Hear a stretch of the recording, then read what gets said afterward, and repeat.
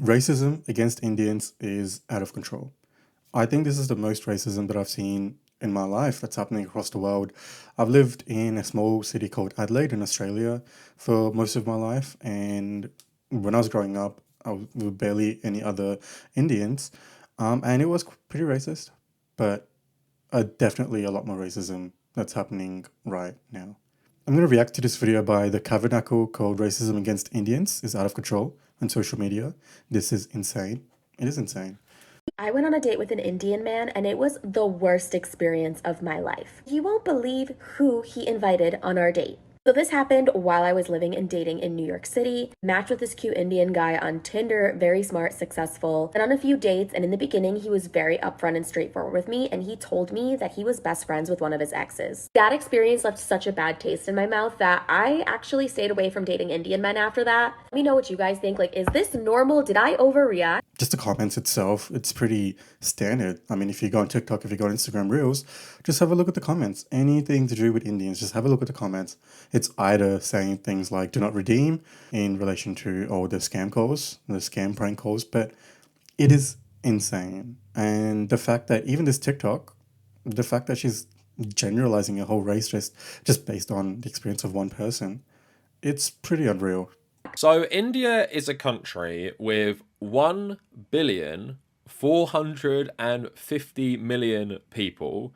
It has 121 languages, 270 mother tongues, and nearly 20,000 dialects spoken in India. It's fair to say India is an absolutely massive country, and it's called a subcontinent for a reason.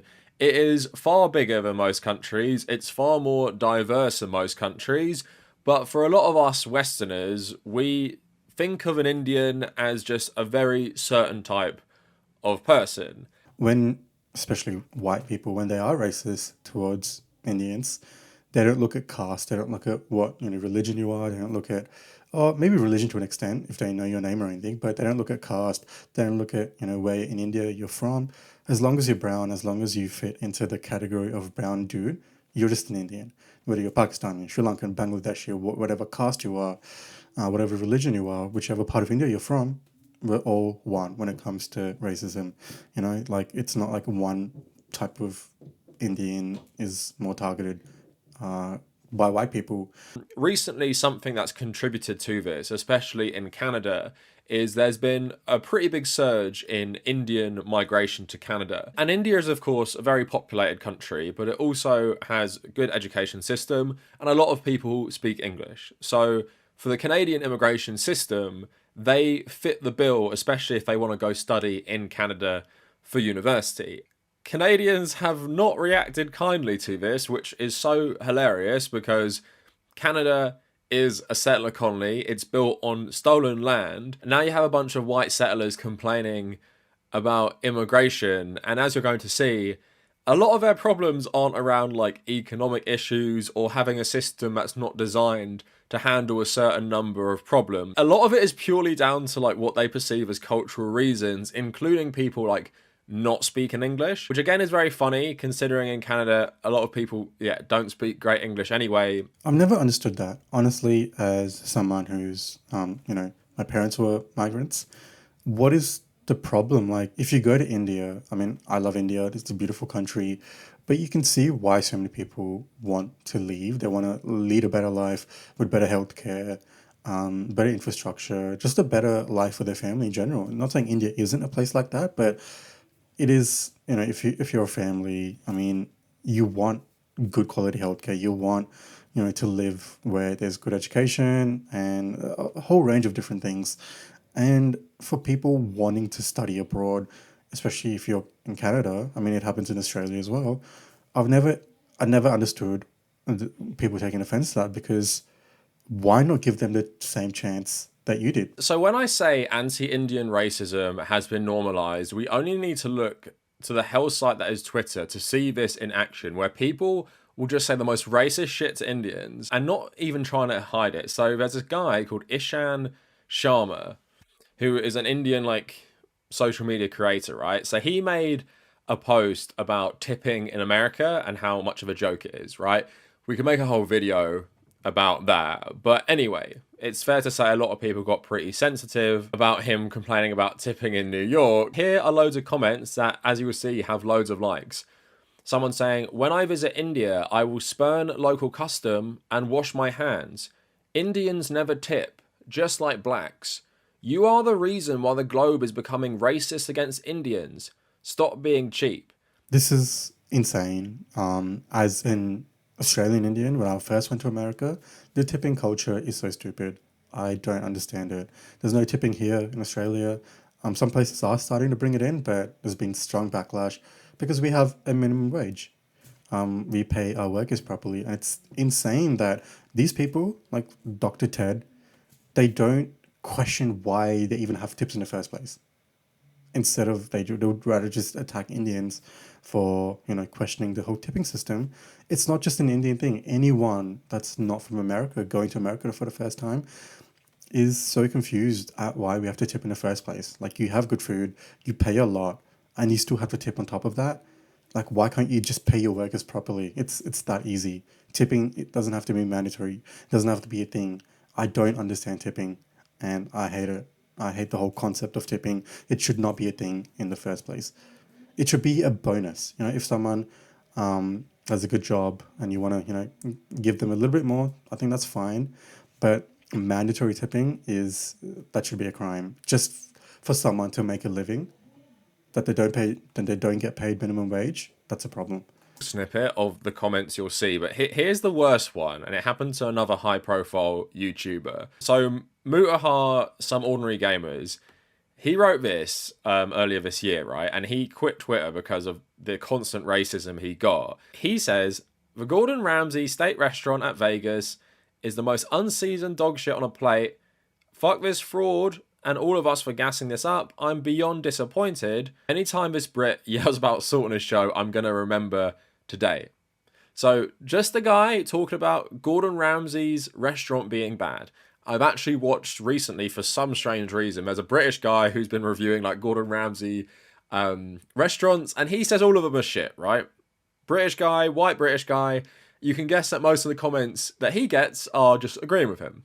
This is the comments he gets. Raj eats good meat, but can't taste the cow shit and piss covering it, and suffered no cases of food poisoning for the first time in his stinky life. Every week, Twitter puts this bunch of slurs, stupid face on my page without my consent.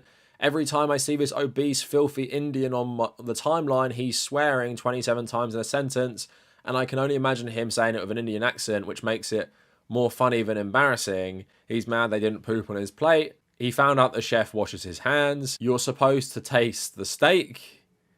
Again, a bunch of slurs. I'm just showing you this. It's just absolutely unhinged racism because a guy said he didn't like steak from Gordon Ramsay, and he happened to be from a South Asian background.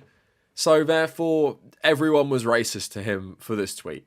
If this was a white guy, if Murtaha was a white dude saying this, it would be completely different, of course.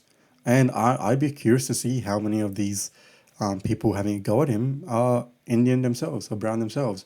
But for sure, there are a lot of white people, saying this to them. But I'm just curious if any of these people are brown people.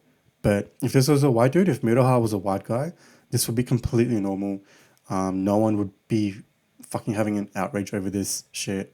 But because Murtaha is, I'm not sure exactly what he is, but he looks like a brown dude, all the racism, all the pit stops. And this is what social media looks like now. This is what X looks like. Not just X, but even TikTok. If you look at the comments, especially now that TikTok's banned in India, it's just everyone's super racist. Even if you look on Instagram Reels, super racist. And it is a problem. I want to believe that most of these people are just young little kids, because if I just the thought of these being like normal people in society that we interact with on a daily basis makes it very sad. If this isn't some 15-year-old or 14-year-old kid who knows nothing, it's sad. If this is a grown up saying shit like this. Why isn't there a tolerance test for immigrants? I hold immigration in a positive light, but I'm curious why there doesn't seem to be any sort of test to be held for immigrants wanting to enter Canada. Wouldn't you all want to have immigrants who don't discriminate based on gender identity, sexual orientation, race, and religion? This is more vague, but it is talking about India, which is clarified in an edit later. I actually think this is a good idea. He does frame it kind of weird, but if you promote that if you, it has to be consistent, right? I agree. I think it's important to have, classes with occasional tests, for people to not discriminate based on gender identity, to educate them on sexual orientation, race, and religion, if it's applied to every single person in that country. I think there should be a standard thing for every single person in that country, because what the fuck? Like, there are so many people, even in Australia, so many people who are so conservative, who are still homophobic, who, are so anti like gender identity, sexual orientation, so racist, and all of those things. And those people are citizens just because they were born here, just because, their ancestors came here on a boat and stole this land. Same in Canada. I feel like if you're proposing something like this, it has to be universal, it has to be consistent, and that way you make a better point. If every Canadian has to have these classes, has to have these inclusivity classes, then it makes sense to extend that to any immigrant that also comes here. So I actually agree with this. If it's consistent for everyone, I think that's a great idea. I think we should have, classes. I think it should be educated in schools, for everyone growing up. That's the only way it makes sense to have people come in. It's gone insane. I don't know. Like, there's so much racism against Indians, and I think it needs to stop. And there needs to be better education. And I think, I don't know about Canada that much, but in Australia, the Conservative government, the Liberals, they demonize immigrants any fucking chance that they get. Peter Dutton demonizes immigrants any single problem, like the housing crisis, climate change, Medicare, all of these problems, all of these structural problems that the government can easily fix, is used to demonize immigrants instead. The housing crisis, no, it's not because, this is what they say, it's not because we can't build more houses, we can't build more social housing, even though they can. It's because of the fucking immigrants that are coming in that we have a housing crisis, which is so far from the truth. Both our parties are neoliberal parties. That's the truth. They are center-right party. One's a center-right party and one's a more right party, just like the Democrats and the Republicans in America. And immigrants are demonized at every step of the way. Any problem that happens, even though they are such a boon to the economy, they spend money, they are so beneficial to countries. Countries need like immigrants.